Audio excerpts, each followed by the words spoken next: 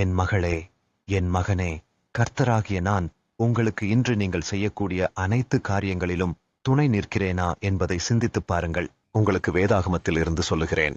சங்கீதம் 96ஆம் அதிகாரம் 17ஆம் வசனம். கர்த்தர் எனக்கு துணையாயிராவிட்டால் என் ஆத்துமா சீக்கிரமாய் மௌனத்தில் வாசம் பண்ணியிருக்கும் என்று எழுதியிருக்கபடியாக என் மகளே, என் மகனே, கர்த்தராகிய நான் உங்களுக்கு துணையாக இருப்பதினால் நீங்கள் பாதுகாக்கப்பட்டு இருக்கிறீர்கள் என்பதை விசுவாசியுங்கள். கர்த்தராகிய நான் உங்களுக்கு துணை செய்கிற தேவன் என்பதை விசுவாசியுங்கள். எனக்கு யாருமே இல்லை, என் மீது அக்கறை செலுத்த யாருமே இல்லை, எனக்காக உதவி செய்ய யார் இருக்கா என்று கலங்கிக் கொண்டிருக்க உங்களை பார்த்து நான் சொல்லுகிறேன், கர்த்தராகிய நான் உங்களுக்கு துணை செய்கிற தேவன் என்பதை விசுவாசியுங்கள். கர்த்தராகிய நான் உங்களுக்கு துணையாக இருக்கும் பொழுது உங்களை பாதுகாத்துக் கொண்டிருக்கிறேன். உங்களுடைய காரியங்களிலே, உங்களுடைய வாழ்க்கையிலே உங்களை தைரியப்படுத்துகிறேன், பலப்படுத்துகிறேன், உங்களுக்கு உதவி செய்கிறேன். கர்த்தர் ஆகிய நான் உங்களுக்கு துணையாக இருக்கும் பொழுது இன்று ஏன் கலக்கத்தோடு இருக்கிறீர்கள் என்று உங்களை பார்த்து கேட்கிறேன். உங்களுக்கு தேவைப்படுகிற உதவிகளை குறித்து கர்த்தராகிய என்னிடத்திலே ஜெபத்தினிலே சொல்லுங்கள். என் மகளே, என் மகனே, நீங்கள் ஜெபத்தினிலே என்னை நோக்கி துதிக்கும் பொழுது, கர்த்தாவே, நீங்கள் எங்களுக்கு துணை நிற்கும்படியாக உம்மை நோக்கி துதிக்கிறோம் என்று ஜெபம் செய்யுங்கள். கர்த்தர்தான் என்னுடைய துணை என்பதை நீங்கள் உற்சாகத்தோடு சொல்லுங்கள். நீங்கள் உங்களை கர்த்தரிடத்திலே ஒப்புக் கொடுத்து வாழும் பொழுது உங்களுடைய உள்ளத்திலே ஒரு சந்தோஷமும் ஆசீர்வாதங்களும் நிறைவாக கிடைக்கும் என்று சொல்லுகிறேன். நீங்கள் உங்களுடைய வாழ்க்கையை என்னிடத்தில் ஒப்புக் கொடுத்து வாழும் பொழுது உங்களுடைய துக்கத்தை சந்தோஷமாக மாற்றுவேன் என்று வாக்கு கொடுக்கிறேன். கர்த்தராகிய நான் உங்களை மிகவும் நேசிப்பதினால் உங்களுக்கு இருக்கக்கூடிய துக்கத்தை மாற்றி உங்களை சந்தோஷப்படுத்துவேன் என்று சொல்லுகிறேன். உங்களுக்கு வேதாகமத்தில் இருந்து சொல்லுகிறேன். எரேமியா 31ஆம் அதிகாரம் 13ஆம் வசனம். அப்பொழுது கன்னிகைகளும் வாலிபரும் முதியோரும் கூட ஆனந்த களிப்பாய் மகிழ்வார்கள். நான் அவர்கள் துக்கத்தை சந்தோஷமாக மாற்றி அவர்களை தேற்றி அவர்கள் சஞ்சலம் நீங்க அவர்களை சந்தோஷப்படுத்துவேன் என்று எழுதியிருக்கபடியாக என் மகளே, என் மகனே, உங்களை பார்த்து நான் சொல்லுகிறேன், உங்கள் துக்கத்தை மாற்றி உங்களுடைய சஞ்சலம் நீங்க உங்களை சந்தோஷப்படுத்துவேன் என்று வாக்கு கொடுக்கிறேன். அதற்கு என் மகளே, என் மகனே, நீங்கள் கர்த்தராகிய என்னை நோக்கி ஜெபம் செய்ய வேண்டும்.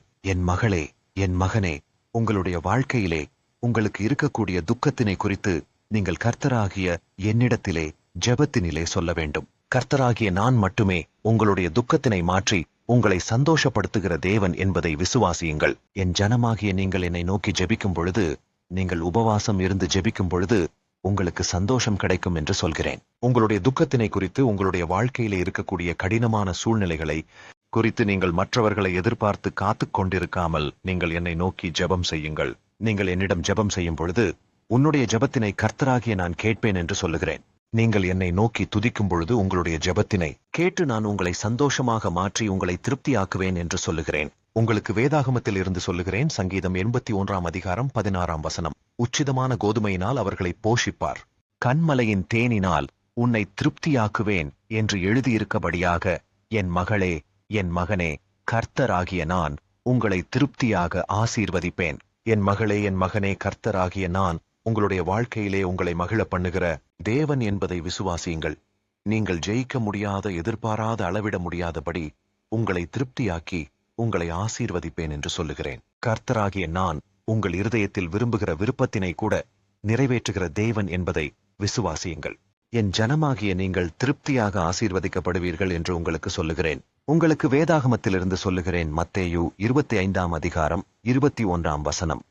உத்தமமும் உண்மையுமுள்ள ஊழியக்காரனே, கொஞ்சத்திலே உண்மையாயிருந்தாய், அநேகத்தின் மேல் உன்னை அதிகாரியாக வைப்பேன் என்று எழுதியிருக்கபடியாக என் மகளே, என் மகனே, நீங்கள் உங்களுடைய வாழ்க்கையிலே உத்தமமும் உண்மையுமாய் இருங்கள் என்று உங்களுக்கு சொல்லுகிறேன். உங்களுடைய வாழ்க்கையிலே கர்த்தராகிய நான் கொடுக்கக்கூடிய சிறு சிறு வேலையில் கூட நீங்கள் உண்மையாக இருக்க வேண்டும். நான் கொடுக்கக்கூடிய சிறு சிறு காரியங்களில் நீங்கள் உண்மையாக இருந்தால் கர்த்தராகிய நான் உங்களுக்கு பெரிய காரியங்களை செய்யும்படியாக உங்களை அதிகாரிகளாக மாற்றுவேன் என்று வாக்கு கொடுக்கிறேன். இன்றைக்கு நீங்கள் படித்துக் கொண்டிருக்கிறீர்கள் என்றால் அந்த படிப்பினிலே நீங்கள் உண்மையாக இருக்க வேண்டும். வேலை செய்து கொண்டிருந்தீர்கள் என்றால் அந்த வேலையில் நீங்கள் உண்மையாயிருக்க வேண்டும்.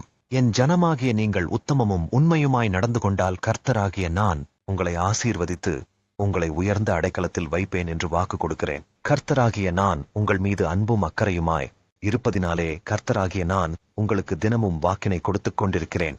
இன்று கூட நீங்கள் ஏதோ ஒரு காரியத்தினிலே மற்றவர்களுக்கு பயந்து கொண்டிருக்கிறீர்களா?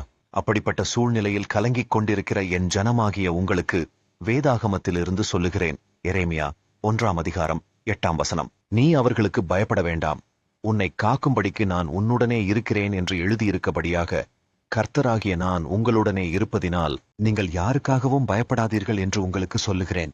உங்களுடைய வாழ்க்கையிலே உங்களை பாதுகாக்க நான் உங்களுடனே இருக்கிறேன். இன்று உங்களுடைய வாழ்க்கையிலே ஏதோ ஒரு ஆபத்தான சூழ்நிலையில் இருப்பதாக உணர்கிறீர்களா? அப்படிப்பட்ட என் ஜனமாகிய உங்களுக்கு கர்த்தராகிய நான் சொல்லுகிறேன், உன்னை காப்பதற்கு நான் உன்னுடனே இருக்கிறேன். கர்த்தராகிய நான் உங்களுடனே இருக்கும் பொழுது நீங்கள் ஏன் பயந்து கொண்டிருக்கிறீர்கள் என்று உங்களை பார்த்து கேட்கிறேன். என் மகளே, என் மகனே, பணத்தின் பாதுகாப்பு, அதிகாரத்தின் பாதுகாப்பு, மனிதர்களின் பாதுகாப்பு போன்றவை உங்களுடனே இருக்காது. தேவனுடைய பாதுகாப்பு மட்டுமே உண்மையான பாதுகாப்பு என்பதை விசுவாசியுங்கள். நீங்கள் கர்த்தர்தான் எனக்கு பாதுகாப்பு என்று என்னிடத்திலே உங்களை ஒப்புக் கொடுத்து வாழுங்கள். அப்பொழுது கர்த்தராகிய நான் உங்களை பாதுகாத்து உங்களுடைய வாழ்க்கையிலே வழிநடத்துவேன் என்று வாக்கு கொடுக்கிறேன். கர்த்தராகிய நான் உங்களை பாதுகாத்து உங்களுடைய வாழ்க்கையிலே உங்களை பாதுகாப்பாக வழிநடத்துவேன் என்று வாக்கு கொடுக்கிறேன். உங்களுக்கு வேதாகமத்திலிருந்து சொல்லுகிறேன். சங்கீதம் 23ஆம் அதிகாரம் 3ஆம் வசனம், அவர் என் ஆத்துமாவை தேற்றி தம்முடைய நாமத்து நிமித்தம் என்னை நீதியின் பாதைகளில் நடத்துகிறார் என்று எழுதியிருக்கபடியாக நீங்கள் என்னை நோக்கி விசுவாசத்துடனே சொல்லுங்கள், கர்த்தாவே, நீர் என்னுடைய காரியங்களிலே என்னை தேற்றுகிறவர். உங்களுடைய ஆத்மாவை தேற்றுகிறவர் ஆண்டவர் என்பதை விசுவாசியுங்கள். அதனால் உங்களை பார்த்து சொல்லுகிறேன், என் மகளே, என் மகனே, கலங்கி போய் இருக்கிற உங்களுடைய ஆத்மாவை தேற்றுகிற கர்த்தர் நானே. நீங்கள் சோர்ந்து போகும்போது, கலங்கும்போது கர்த்தராகிய நான் உங்களுடைய ஆத்மாவை தேற்றுவேன் என்று சொல்லுகிறேன். பெரும் உங்களை நீதியின் பாதையில் வழி நடத்துவேன் என்று சொல்லுகிறேன். மனிதர்கள் செல்லக்கூடிய பாதையினிலே நீங்கள் செல்லாமல் கர்த்தராகிய நான் காட்டக்கூடிய பாதையிலே நீங்கள் செல்ல வேண்டும் என்று உங்களுக்கு சொல்லுகிறேன். நீங்கள் நீதியான பாதையில் போக வேண்டும் என்று கர்த்தராகிய நான் விரும்புகிறேன்.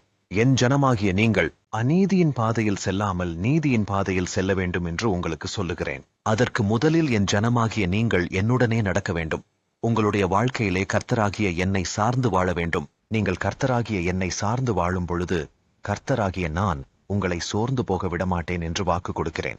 நீங்க சோர்ந்து போய் இருந்தீங்கள் என்றால், நீங்கள் கலங்கி போயிருந்தீர்கள் என்றால், கர்த்தராகிய நான் உங்களை உடனடியாக தேற்றுவேன் என்று வாக்கு கொடுக்கிறேன். நீங்க என்னுடனே நடக்கும் பொழுது உங்களுடைய வாழ்க்கை இனிமையானதாக இருக்கும் என்று வாக்கு கொடுக்கிறேன். உன்னுடைய வாழ்க்கை மிகவும் சந்தோஷமா இருக்கும் என்று சொல்லுகிறேன். உங்களுடைய வாழ்க்கையிலே நீங்கள் செல்லக்கூடிய பாதைகள் கரடு முரடானதாக இருந்தாலும் கர்த்தராகிய நான் உங்களுடைய வாழ்க்கையை இனிமையாக மாற்றுவேன் என்று சொல்லுகிறேன். என்றால் கர்த்தராகிய நான் உங்களுடனே இருந்து நடத்தும் பொழுது உங்களுக்கு ஆசீர்வாதங்கள் உண்டாகும் என்று சொல்லுகிறேன். என்னுடைய கையில நீங்கள் உங்களுடைய வாழ்க்கையை ஒப்புக் கொடுங்கள். இப்பொழுது என்னை நோக்கி ஜெபம் செய்யுங்கள். கர்த்தாவே, நீங்கள் தான் எங்களுக்கு துணை. கர்த்தாவே, நாங்கள் நிறைய மனிதர்களை நம்பி நம்பி ஏமாந்து போயிருக்கிறோம். கர்த்தாவே, இனிமேல் நீங்கள் எனக்கு துணையாக இருந்து என்னை ஆசீர்வாதமாக நடத்துவீர் என்று உம்மை விசுவாசிக்கிறேன். இன்று எனக்கு இருக்கக்கூடிய காரியங்களில் எனக்கு உதவி செய்யுங்கள் என்று உம்மை நோக்கி துதிக்கிறேன். என்னுடைய வாழ்க்கையிலே இன்றே அற்புதங்களை கட்டளையிடுங்கள் என்று வேண்டுகிறேன். கர்த்தாவே, நீங்கள் எப்பொழுதுமே என்னுடைய ஜெபத்தினை கேட்கிறவர். கர்த்தாவே, எங்களுடைய வாழ்க்கையில் இருக்கக்கூடிய சஞ்சலங்களை நீக்கி, எங்களுடைய வாழ்க்கையில் இருக்கக்கூடிய துக்கங்களை நீக்கி எங்களை சந்தோஷமாய் வழிநடத்துவதற்காக உமக்கு ஸ்தோத்திரம். எங்களுடைய வாழ்க்கையில் இருக்கக்கூடிய துக்கங்களை மாற்றி எங்களை ஆசீர்வாதமாக வழி நடத்துவதற்காக உமக்கு ஸ்தோத்திரம். கர்த்தாவே, நீங்கள் என்னை திருப்தியாக ஆசீர்வதிக்கிற தேவன். கர்த்தாவே, இன்றைக்கு நாங்கள் நினைக்கக்கூடிய காரியங்களை நிறைவேற்றிக் கொடுத்து எங்களை மகிழும்படியாக ஆசீர்வதியும். கர்த்தாவே, நான் உத்தமமாய் உண்மையுமாய் நாங்கள் உங்களை பின்பற்றவும், என்னுடைய வாழ்க்கையிலே நடக்கக்கூடிய காரியங்களில் நாங்கள் உத்தமமாய் உண்மையுமாய் நடக்கும்படியாக எங்களை ஆசீர்வதியும். சிறு சிறு காரியங்களில் கூட நாங்கள் எங்களுடைய வாழ்க்கையிலே உத்தமமும் உண்மையுமாய் நடப்பதற்காக உம்மிடத்திலே ஒப்புக் கொடுத்து ஜெபிக்கிறேன். கர்த்தாவே, எங்களுடைய வாழ்க்கையில் இருக்கக்கூடிய நெருக்கடியான காலங்களில் எங்களை பாதுகாப்பதற்காக உமக்கு ஸ்தோத்திரம். கர்த்தாவே, உங்களுடைய கையில் என்னுடைய வாழ்க்கையினை ஒப்புக் கொடுத்து ஜெபிக்கிறேன். கர்த்தாவே, நீங்கள் என்னுடைய ஆத்மாவை தேற்றி என்னை நீதியின் பாதையில் நடத்துவதற்காக உமக்கு ஸ்தோத்திரம். கர்த்தாவே, உம்மை பின்பற்றி வர என்னை ஒப்புக் கொடுத்து ஜெபிக்கிறேன் என்று என்னை நோக்கி ஜெபத்தினிலே ஆராதியுங்கள். அப்பொழுது உங்களுக்கு இறங்கி உங்களுக்கு அற்புதங்களையும் ஆசீர்வாதங்களையும் நிறைவாக கொடுப்பேன் என்று வாக்கு கொடுக்கிறேன்.